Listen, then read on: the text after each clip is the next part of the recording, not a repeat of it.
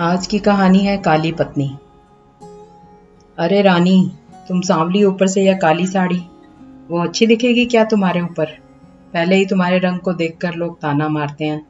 पूरब रानी को बोला। देखो ना पूरब, मैं बोलती तो कहती सास बोलती रहती है हमेशा। ऐसा लगता है जैसे कौवे को काला टीका लगाया हो। पति और सास का बोलना सुनकर जरा उदास हो गई। वो काली नहीं थी, कृष्ण वर्णीय और रानी नाक नक्शे में अच्छी थी, पर पति और सास कलर को लेकर रानी को हमेशा ताना मारते थे। क्या करेगा वो भी, वह गोरा और रानी कृष्ण वर्णीय। लोगों का क्या, वो तो नाम रखने में पीएचडी होते हैं। ब्लैक और वाइट जोड़ी बोलते थे दोनों को। पूरब का मन वैसे साफ था। रानी को अगर कोई कलर को लेकर बोलता तो उसे जरा भी अच्छा नहीं लगता था, इसलिए वह भी थोड़ा बहुत बोल देता था ताकि वह जिद ना करे। लेकिन जब वह बोलता था तो उसे इस बात का पछतावा होता था। उसकी माँ घर में हमेशा कड़वाहट रखती थी। आज भी वैसे ही हुआ। घर में उत्सव के माहौल में सुबह जब सास ने रानी से बात की तो वह थोड़ी घबराई हुई थी। उसका चेहरा भी शांत था। पूरा वास्तव में खुद पर शर्मिंदा था। अपराधी की तरह बैठने के बजाय वह काम के लिए बाहर गया। कई सारी महिलाएं काली साड़ी पहनकर सड़कों पर चल रही थी। सभी ही गोरी थी, ऐसा नहीं था, लेकिन उन पर वह काली साड़ी अच्छी लग रही थी। पूरब काम की जगह पर गया। उसका बचपन का दोस्त विक्की और उसका पूरा परिवार साथ में था। जान पहचान हुई। तभी पीठ के पीछे से विक्की की पत्नी आई। वह भी काली सांवली ही थी। काली साड़ी पहनी थी उसने। पीछे से एक आवाज आई, प्रतीक्षा दीदी, अच्छी दिख रही हो आप। आपकी साड़ी भी अच्छी है और आप भी। प्रतीक्षा के चेहरे पर खुशी आई। उससे ज्यादा विक्की खुश हो गया था। पूरब विक्की को कौतूहल से देख रहा था। विक्की ने वह देखा और जाना। वो पूरब के सवालों को हल करना चाहता था। विक्की ने पूरब से सीधे ही पूछ लिया, पूछो तुम्हारे मन में जो भी है, मैं तुम्हें उसका उत्तर देने के लिए तैयार हूँ। पूरब पहले हड़बड़ाया, फिर वह बोलने लगा कि नहीं नहीं, ऐसा कुछ भी नहीं है। विक्की ने पूरब से कहा, तुम मुझे नहीं जानते कि मैं लोगों का मन कितने अच्छे से पढ़ सकता हूँ। तुम तो मेरे बचपन के मित्र हो। तुम्हारे मन की बात भला मुझसे कैसे छुपी रह सकती है। विक्की आगे बोला, चलो ठीक है, तुम्हारा सवाल भी मैं ही बता देता हूँ। तुम यही सोच रहे हो ना कि मेरी पत्नी जो रंग से काली है और आज उसने काली साड़ी पहन रखी है, फिर भी वह और मैं इतना खुश कैसे। पूरब सब कुछ शांति से सुन रहा था और कुछ भी बोल नहीं पा रहा था। विक्की बोला, काला रंग ऐसा रंग है जिसमें दुनिया का कोई भी रंग मिला ले वह कभी नहीं बदलता, यानी कि किसी और रंग की संगत में वह अपना अस्तित्व कभी नहीं छोड़ता। इसी प्रकार प्रतीक्षा भी दिल से एकदम उस कलर के जैसी है, कभी भी रंगीन ना होने वाली लड़की है।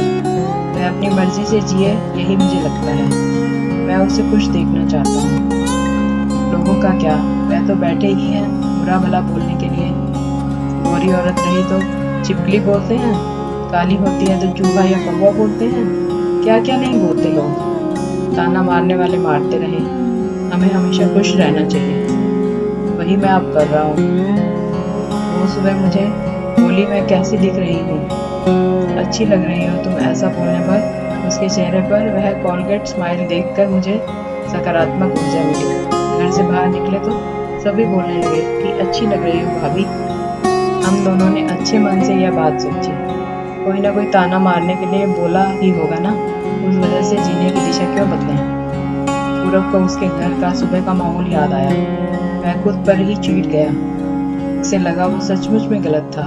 मैं ही रानी को दुख देता हूँ, उस वजह से सब उसे बोलते हैं। अब मुझे ही अपनी भूल सुधार कर उससे माफी मांगनी होगी। उसने हंसते हुए विक्की को अलविदा कहा। अपना काम निपटाकर वह एक साड़ी की दुकान पर गया। रानी के लिए उसने काले रंग की साड़ी ली और घर गया।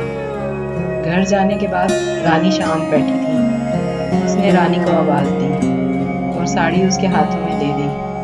रानी को जरा अलग ही लगा। उसने प्रश्नार्थक नजरों से पूरब की ओर देखा। उसने बॉक्स खोलकर देखा तो काले रंग की साड़ी थी। रानी, मैं लाया हूँ तुम्हारे लिए यह साड़ी, आज पहन के दिखाओ कैसी दिखती हो तुम। अच्छी नहीं लगी तो बदल देंगे साड़ी को। देखने तो दो कैसी दिखती हो तुम इस रंग में।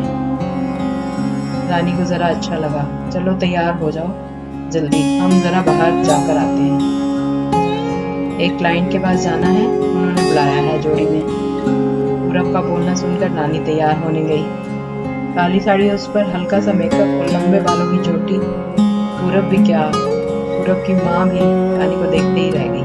पूरब बोला, रानी सॉरी। हाँ, अरे लोगों की बातों में आकर मैं तुम्हें हमेशा भूलता रहा, और खरा सौंदर्य जिसमें है यह मैं भूल गया था। रंग दो ही हैं, यह जानकर फिर जीना छोड़ दे क्या? अपनी खुद की पसंद छोड़ दे क्या?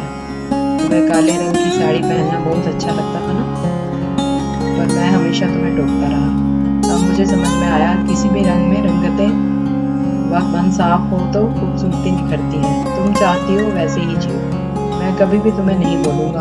और हाँ, सचमुच सुंदर दिखती हो तुम, तुम्हारे रंग पर अच्छा खिलता है यह काला रंग। रानी के चेहरे की लाली और भी ज्यादा बढ़ गई थी यह बात सुनकर। शर्मा कर वह पूरब को बोली, क्या आप भी? पूरब ने रानी का मुस्कुराता हुआ चेहरा देखा और उसके बदले हुए विचारों से पूरब खुश हुआ। मन ही मन में पूरब ने विक्की को धन्यवाद किया, क्योंकि यह परिवर्तन विक्की के शब्दों के द्वारा हुआ था। खूबसूरत दिखने के लिए खूबसूरत दिखना जरूरी नहीं है, बल्कि खूबसूरत सोच होना जरूरी है। इंसान का अगर मन सुंदर है तो इससे कोई फर्क नहीं पड़ता कि वह किस रंग का हो।